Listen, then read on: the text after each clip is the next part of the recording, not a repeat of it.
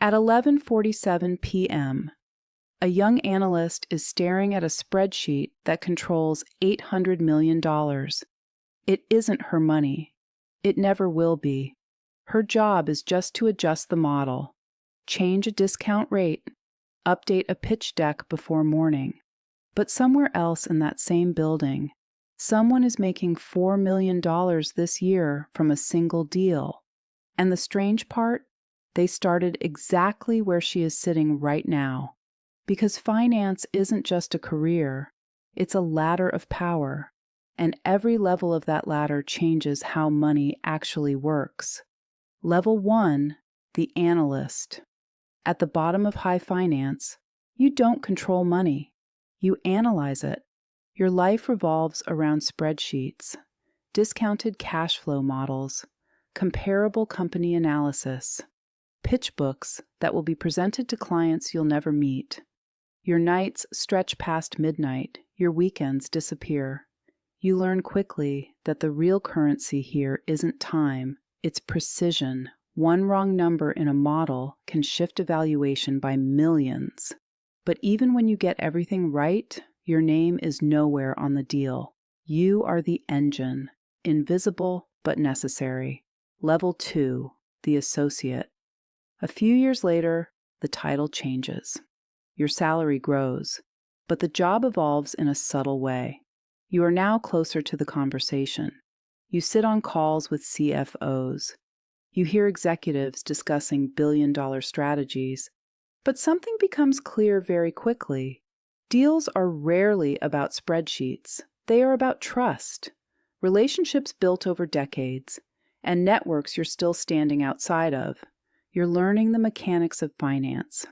But the real game is still happening somewhere else. Level 3, the vice president. Now you run deals, not just support them. You manage client relationships. You negotiate fees. You oversee analysts who are now living the same nights you once did. A single transaction might generate millions in fees for your firm. But your compensation still depends on performance reviews.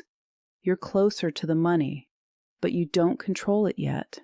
You're beginning to understand something most outsiders never see. Finance is less about intelligence and more about positioning. And this is where the game starts to change. Because above this level, money stops behaving like income and starts behaving like power. Level 4, the managing director. At this level, you no longer build spreadsheets, you build relationships. CEOs answer your calls. Private equity funds invite you to closed meetings. Your calendar fills with dinners, negotiations, and private conversations. Information flows differently here. You hear about deals before they become public. You sense shifts in industries months before the market reacts. It's not insider trading, it's simply proximity to the people making decisions. Access becomes your greatest asset. Level 5, private equity. Eventually, some bankers leave the advisory world entirely. They cross into private equity, where the goal is no longer advising deals, it's owning companies. Instead of structuring transactions, you control them. You sit on boards, you shape strategy, and sometimes you make decisions affecting thousands of employees you've never met. At this level, capital becomes a tool, not something you chase, something you deploy. Level 6, global macro. Now the scale expands. You aren't investing in single companies anymore. You're positioning capital across entire economies, currencies, government bonds, interest rate movements. A central bank decision can generate hundreds of millions in profit, but success here isn't about reacting.